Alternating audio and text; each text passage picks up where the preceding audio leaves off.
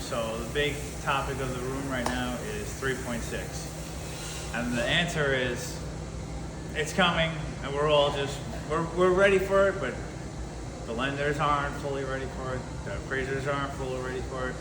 It's here, but it's not here. Everybody, so we're teetering on the layout when it's going to be. It's November 2nd. It rolls out officially, and it's going to be for conventional deals only, which is Fannie Freddie. FHA did not hop on board yet. They are going to. Non-QM, what? Probably about a year later. Yeah, when they're ready, as the government agencies normally do. So, non-QM, not on board. So right now, strictly Fannie Freddie, conventional deals. What's the difference?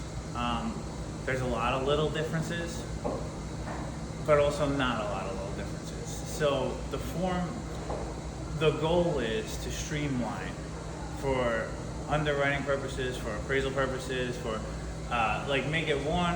It should eventually make it a down the line checklist, but right now it's kind of up in the air because it's not rolled out officially yet. So one of the few big differences so basically, let me start at the beginning. You have forms. You order a conventional single family home, it's a 1004 appraisal. You order a multifamily form, it's a 1025 appraisal. You order a condo, that's a 1073. For going forward on 3.6, it's no longer, I'm going to start a 1004 form. You just open up what they call a report. And then you click on that report, I'm going to go single family. And it opens up single family questionnaire, essentially, which is, it's AI. It's a AI generated form. So as you go through and start answering, more topics pop up, more pop-ups happen in the report, as they call it now. It's no longer just a form of a 1004, it's a report. And as you go, different sections open up. You can do, if you want, that's for a single family. Multi, the same thing. You're not gonna click the 1025 form anymore because there's no such thing. It's a report. You just say, I'm doing multifamily, and bang. Can I add something, John? Go ahead, you certainly can. This is my brother Rob. Okay, so the difference is, the real difference maker is, if I'm doing a single family right now, 1004, I have a template created for a 1004. It's in the system, and I just go to it. It's a copy of a single family. I have a 1025 template, 1073 template, and so on. I literally I created one template for each form that has my basic verbiage in it. It doesn't have anything specific about any neighborhood or any house, but it's a simple form that has a lot of the back information already filled into it that I can go in and modify accordingly and go and just quickly rip through it. Now, every time an appraiser needs to do it, it's everything that's typed is typed manually. There is no preset anything. So that's why it's more like a narrative appraisal, more like a commercial appraisal. It's definitely going to slow them down, at least in the beginning, until they learn what they're doing. Once they get their groove and they're doing it for 6 months, a year and a half, they'll be cruising. It'll be fun. Yes. Once you know what you're doing and how you're doing it, it's all going to come together. But there is 100% going to be a delay because right now, 40% of the form is filled in. You're going to be able to clone. They're not clone, but you're going to be able to save templates. I don't know if it's officially done yet, but they're getting. They're saying that. We'll say. They're getting to that. So also the next big thing is if you need an appraisal and you need it in 3 days, please don't let it be the first 3.6. You have to give your AMC and your appraiser at least like a little bit of time just to adapt in the first few. Just for the first few. Official rollout. Yeah. Once the rollout's in, everybody's going to be in the group. September, October. They're doing a little bit now, very little.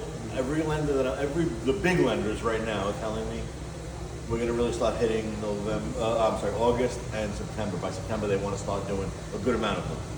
This way, they at least are comfortable by November when everybody thinks they have to do it. They want to be ready to rock and roll.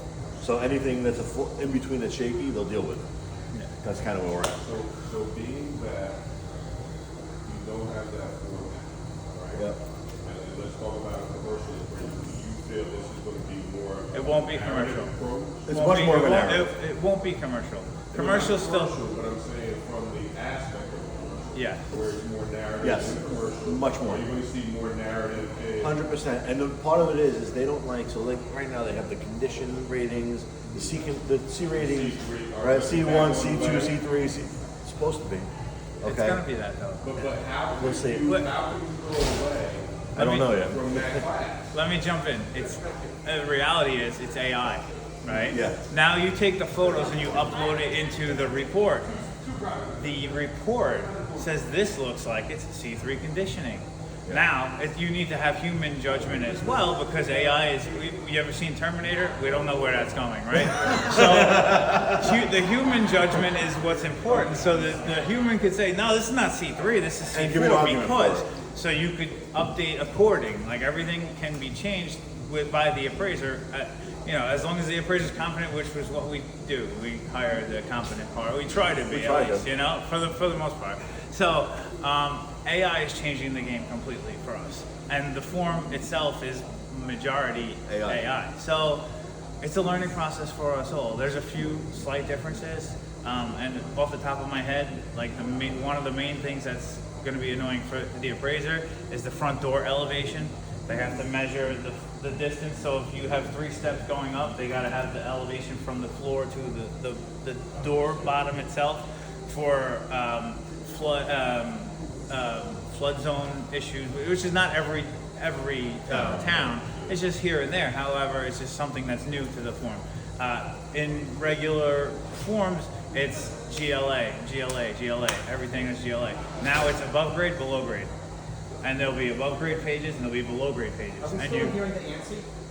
yes. Unfortunately. For this, yes. Which is I don't gonna like this ANSI is at all. how ANSI is gonna affect your deals. Explain what ANSI is. ANSI is a new, about 3 years ago, Fannie Freddie came out and conventional deals and said, you have to measure the home to the nearest 1/10 of an inch. So when you have a Cape Cod that's like this, and you have a little narrow room that's a little bit more pitched, guess what? That appraisal that you got back 3 years ago that said it was really like the total square footage, let's say, was 2,000. Now it's going to come back at 1,700. What does that do to your value? Or more. What does that do to your come value? back at 1,500. And it's also human error. If the appraiser just doesn't measure it the appropriate way, it's off by just a half of a foot. That could change you significantly, depending. Now there's you know? software out there that the appraisers, not everybody has it. They can download the software on their phone and walk through a house literally like this, through every room, up and down, and it just reports the square footage. It scans it. It scans it for ANSI measurements. Not every appraiser does I it. think Some people are eventually- still doing it manually. Eventually, a lot of people do lasers now. Eventually, that's a great tool. It's probably a fee per click. I don't know It is. exactly, but it's kind of worth it. If you're gonna just scan the whole house, you have it all documented on your phone or your tablet, and you're done. You import it into your report. So that's just some of the few changes. If you guys have any questions, you could. We're here, and whatever you got, or So Do you see the report less pages? no, it's more. no, it's more. It would be more. Now here's the other thing. Here's the other thing. Now, as the AMC, I have to review what comes in. So we don't have much to go through to see because there's not much There's only a offer, handful we've right? been doing so far. So with that being said, is what it's going to do is it's going to streamline the conventional report. What they're going to have to do is the underwriter is going to get in line with it. The appraiser has to get in line with it because they're all going to be the same. It's going to So to me, this listing, right? Yeah. Outside of this, it's fine for conventional Fannie Mae, Freddie Mac, but we're gonna run into an issue with FHA. Because FHA, you're gonna have the things that don't meet the guidelines. well, that's probably why they didn't roll that out They didn't yet roll because it out there's yet. more They're- tweaks They're to watching it. it. So we'll have to. FHA and VA would be the same thing. VA, Yes. so personally, appraisal links, we can't do VA. You have to go to the You gotta VA. go through the VA directly. Yeah, Right, VA is approved. that's the only thing. What? No, VA is not the grade. No, No, you they go do to their own the thing. VA. Yeah, So that's, FHA and VA is the same appraisal. yeah, That- same rules. When you're looking at lead-based paint, when you're looking at, you know. But honestly, But they're just paint- gonna add that to this, report. It's just gonna be enough because it's AI. It generates. It's It's not just a conventional one. Click FHA, different buttons pop up, different pages come as you go. It tells you what you need to check off. It literally is a checklist, and you go in and you check it off. In the long run, it's probably a really good thing, but the first 6 months of it, it's going to be a shit show. I'm not going to lie. Right? I'm just calling it what it is. For speed. How much longer is it From gonna take that November it does to now? like, I would consider whatever it takes now. If it's 5 days typical, give me 8 in the beginning. But in the We'll get it beginning, back down. give me 10 in the beginning. Yeah, maybe. But then eventually it's gonna be It like might be anything. 4 days, You we'll just do it. learn it. The guys in the field are gonna say, "Oh, okay, boom, boom." It's gonna be second nature. And then once they can clone a full report, which if it's not possible, it's They'll in get the it at one process. point. They're ready to do it. Okay, but there's so few on the market to say we're clone whatever. So the point is, it's gonna help, but it's gonna take a little bit of pain in the process. Yeah. So we're just Like any that's just change. anything that grows and changes. And I gotta throw this out there. Let's face it, the appraiser demographic is an older demographic.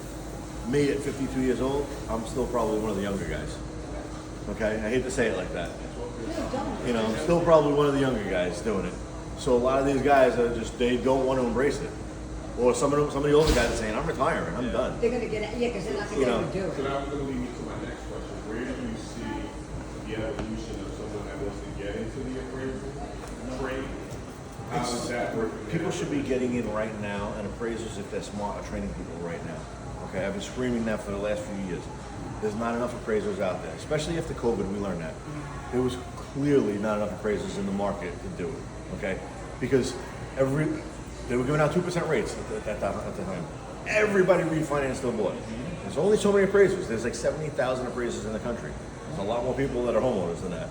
There's only 70,000 appraisers. And of that 70,000 appraisers, my list of appraisers that I work with that I've chosen is about 15,000. Because I've narrowed that down to 15,000 that I like. Okay. Now I'm not saying that there's some people out there that I don't know, That's but funny, yeah. I have a list of about 15,000 nationally that I work with that I'm happy with, that I'm at least somewhat comfortable with.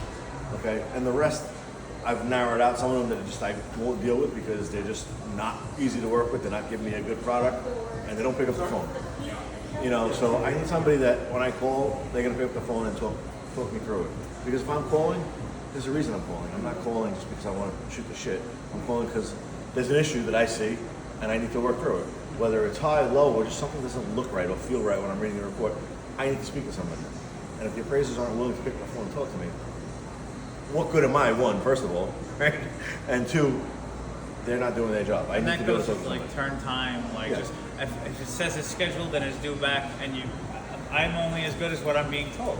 So it's due back tomorrow, and the guy there's no correspondence. Then tomorrow comes, and I'm calling the guy's not answering me.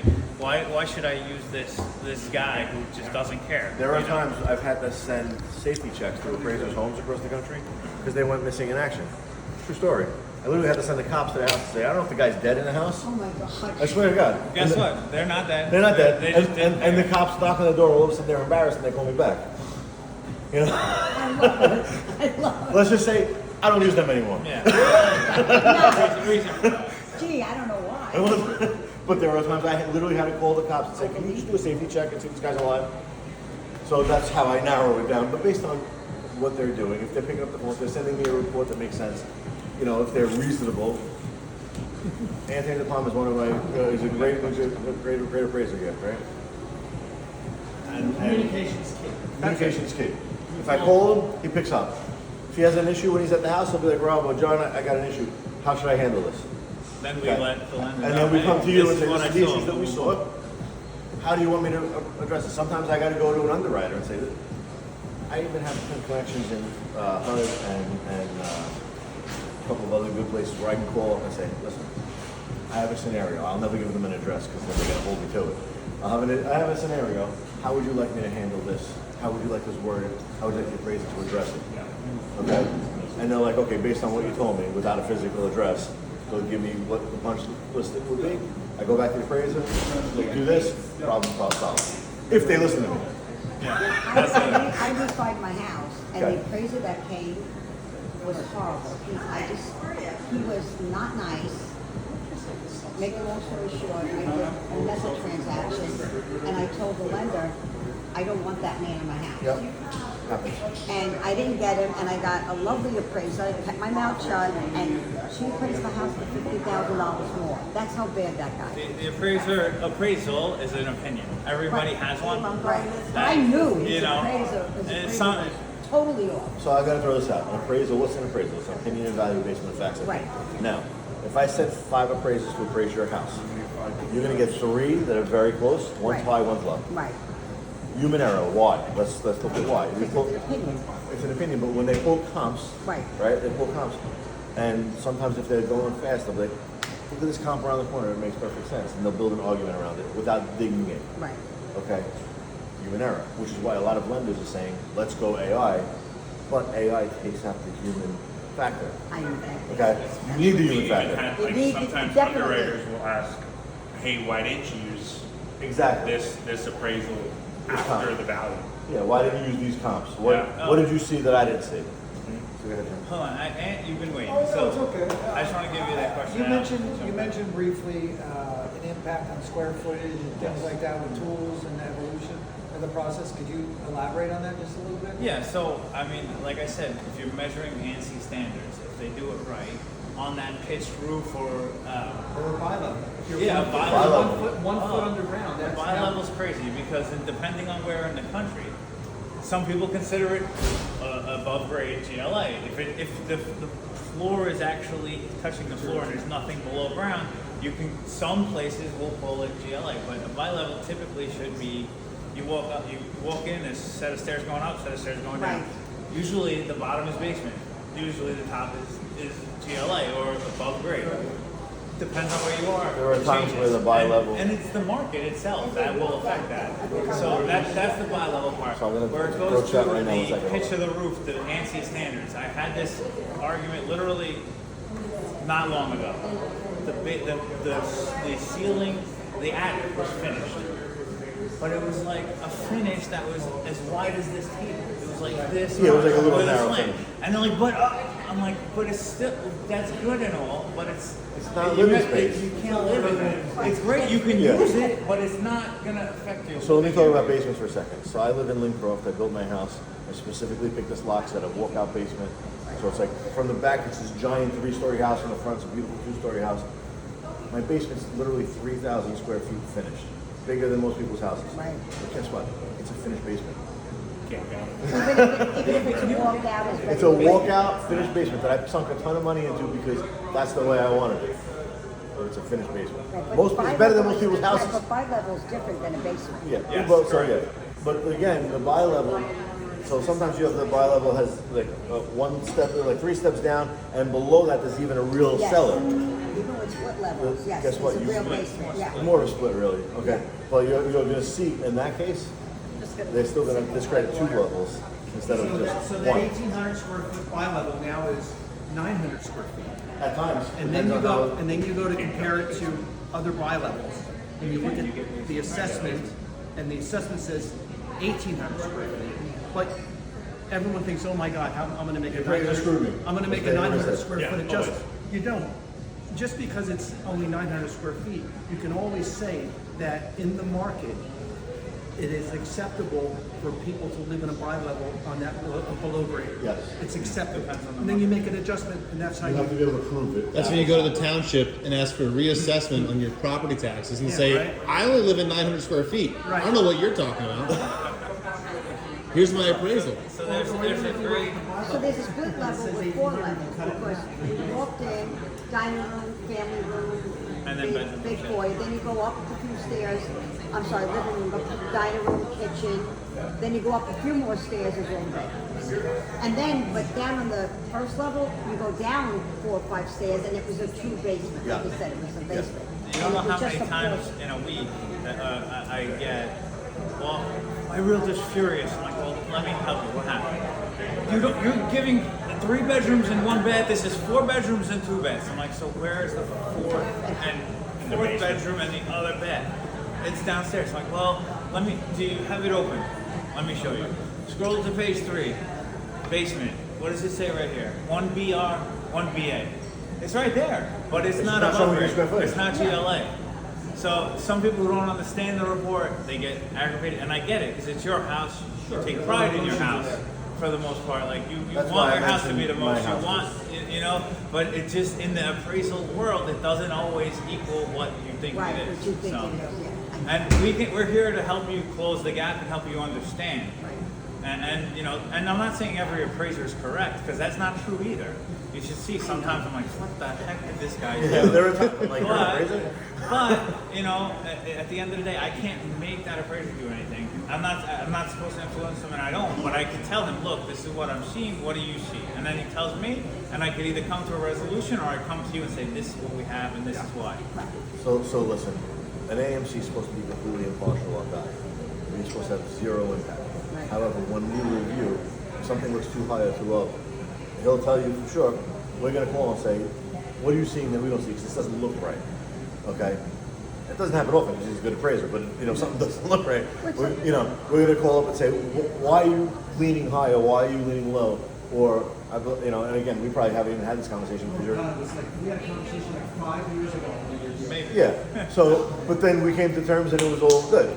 But that's what makes him a good appraiser. Right.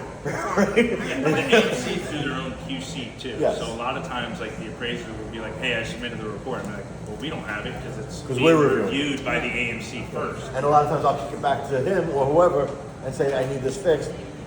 It might be better if I send it to the lender up front, but then they're gonna come back with 15 issues Well, you know what rather to than look 5. for.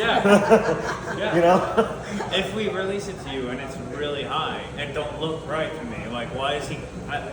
It's good for your borrower, but the lender's gonna say, "What are you giving me? This is crap." Like, Yeah. like there's no. So we try to just be as fair as we can. I know, You yeah, know? it's what the business is. Yeah. And at least they have somebody to check them. Yeah. Yes, we're We there try. to back you We up. try. Okay, You know? we are 100% there to back you up, which is a difference. Most AMCs are not. Most AMCs are not even owned by appraisers. We're appraisers. And that's great. Okay, we started this business. I started my appraisal business in Staten Island, New York, in 2001 or 2001, something like that. I don't remember. Right? Staten Island, Brooklyn, Queens, Nassau, Suffolk, New York City, Bronx.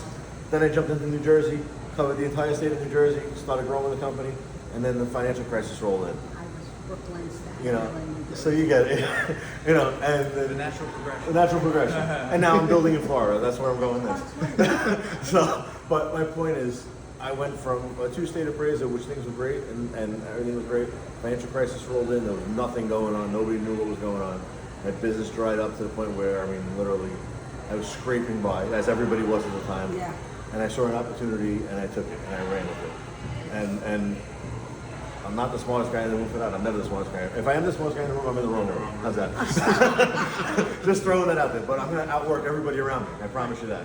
Well, if you have good people work for you, And I you do. are the smartest man. Yeah. but they're all- I have very good people working for me, Right. but I still grind it out myself. I'm not going to lie. Absolutely. Realtors, you guys got questions? Yeah, please. Yes. You mentioned that the MLS report, Yes. sellers come to this homeowner, Yep. they need to all match. Yeah. So if you guys want to comment, I'll pull up the road. I didn't hear your question. I'm sorry. I missed it. When I was giving this officer the MLS report, MLS report. Okay. So they want the square footage and room count and condition to all line up. Okay, so, and if you have a property that's renting, and a lot of realtors don't take the rental serious, we need that information. I need that information desperately. Because I can't give you a real appraisal unless I have real data from you guys. Okay? So otherwise we're just making it up. So you're saying like what she puts in the MLS, room sizes, should match with the As appraisal? best as you can. As best as you It can. should be, because the surprise is this. The surprise is this. What is the margin of error? I'm not worried about the room sizes, I'm worried about the actual square footage and room count. Right. Square footage and room count. Overall, the banking industry does not. I don't care what the township says. Yeah. Forget about the township because it They're goes not by the gonna lender. use the mortgage though. Credit is just going to be a It's basic. going to be a finished basement. Right. I'm not listening to you?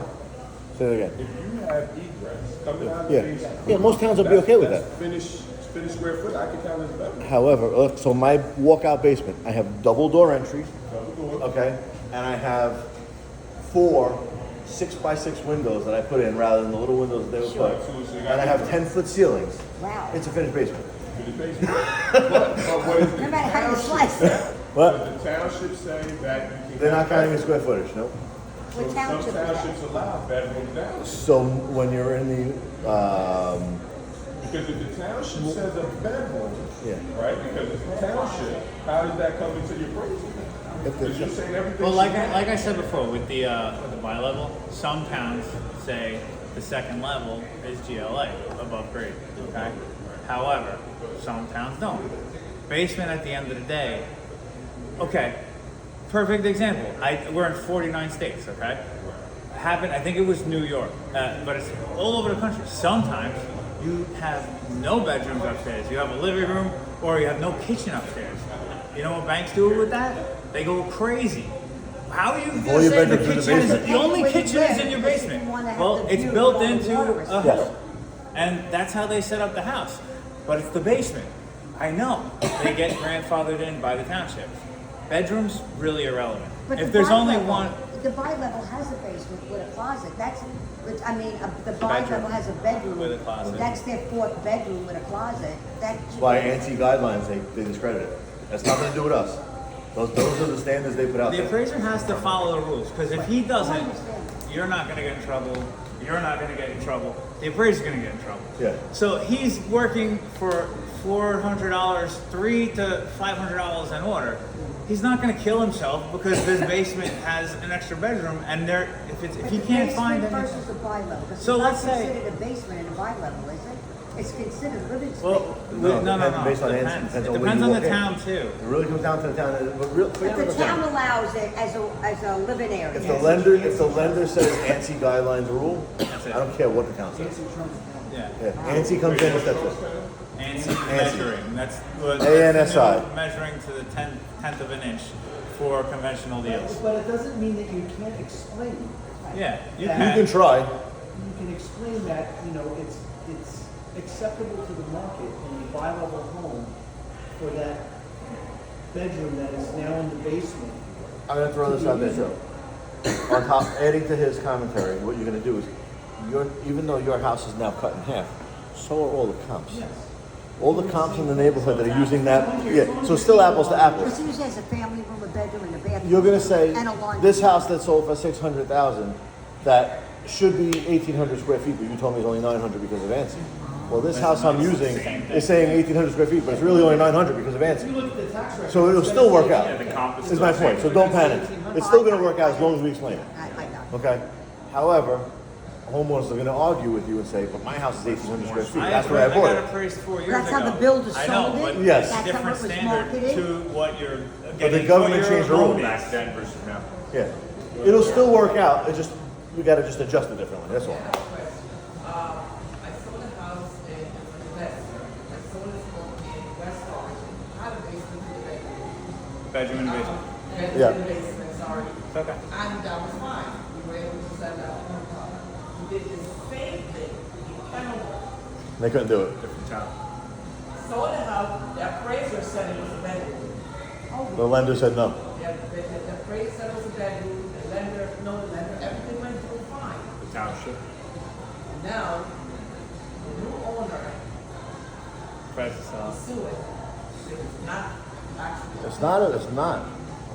in the But the basement. township said, well, it's up to So- the seller and the buyer to work it out and decide What happens- whether it's a bedroom or not. The townships are based on money. When they realize that they can get paid for the extra square footage, they can be coerced. Oh, for tax purposes, yeah, it's Okay. all about taxes. Here we go again.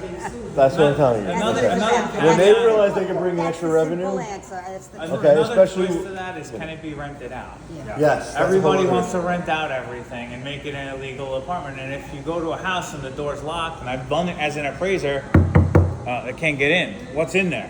I don't know. You know, There so could be somebody tied up to a there's bed. there's a ton of It could be there's a med lot lab. of I don't know. different like variation. valuable. You know, so You know what I mean? You don't know. Very valuable Yeah, meth very- So we need to get in.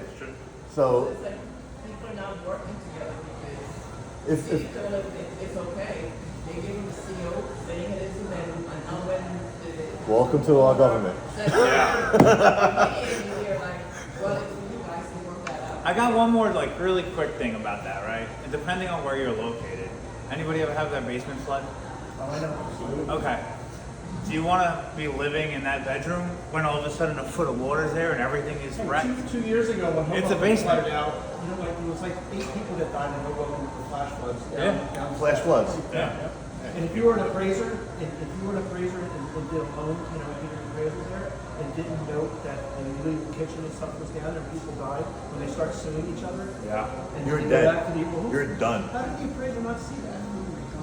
That's the appraiser's ass right there. They're done.